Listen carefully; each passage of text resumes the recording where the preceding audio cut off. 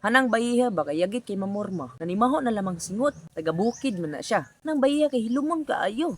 Pagod kabalong mamorma. Pilasan kos mga baying ing ani ba? Kusog kay manglukdan og mga baying taga-bukid. Maingon pa ditong hugaw man na siya. Kung para nako, kung akong ikumpara ning taga-bukid og taga-highwing bayi, mas okay pa ning taga-bukid kay kabalo pang mo trabaho.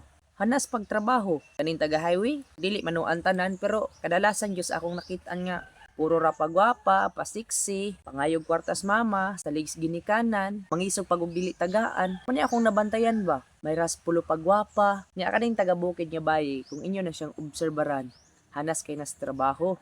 Naanas baul sige. Sige nang gapangalos, say trabahoon sa balay, mo trabaho na. Dili man na parehas mga bayi nga na-address highway nga puro party-party ra, puro pastitik ra ba, pasikat, para ingnon nga mga kwartahan, pero gasalig ra daig mga ginikanan. Ang mga bayi nga naas bukid Gapuyo, ang ilang trabaho ana munang yagit silang lantawon kay magsigig bulad sa init, magbunlay sa baol, magsipsip sa baol, mananom. Kamo, magsigi magpangyubit ana ang taga-bukid nga bayi nga daghan man ang nabalang trabaho. Kamo, unsay nabalaan ninyong trabaho? Pagwapa ra. Oo, tinuod og atong ikumpara ning taga-bukid og taga-highway nga mga bayi or naa syudad, mas tiyada gud lantawon tong nasa highway. Mas tiyada gud lantawon tong taga-syudad. Pero kung padiskartihay, mas maayo gud ning mga taga-bukid. Kay may man kay mo trabaho, hanas magtrabaho. Sigihon ninyo giyubit ning mga bayin taga-bukid nga yagit, hugaw, way ligo. Kinsa may masugaw anang bayi nga bisag kinsa rang laki kuyog, bisag rag kinsang laki mutira. Ha? Kisay masugaw ana. Nyaing no ninyo nga ang mga baying taga-bukid hugaw. Ha? Hugaw ra na sila lantawon or yagit rang lantawon kay wa pa man ka panarbaho. Pero kung makapanarbaho na, Jesus, lupigon pa mo ana. Mas mugwapa pa na ninyo. Tapos maingon pa mo nga, manong naibog man kana nga taga-bukid man na siya. Hoy, wa ka na ulaw. May man ang taga-bukid. Kay binagsa ra may laki ana. Taga-bukid nga bayi, talagsa ra na mo soroy. Di na mula og magabi Mga alas 5 sapon. Hipos na.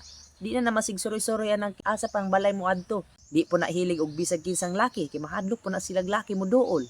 Kay naragos kwan nga taga-bukid pero limpyo kay na sila. Makaingon ra ko ninyo nga taga-bukid na pero dili bisag kinsa ray laki mo tira ana. Munang kamo, undangin ninyo ng pang-discriminate og mga baying taga-bukid. Kay mas limpyo pa na ninyo. Ha? Di na hilig og party-party. Dili na bisag kinsa ray laking kuyog. Umagugma manggaling na sila tininuod. Sineryoso.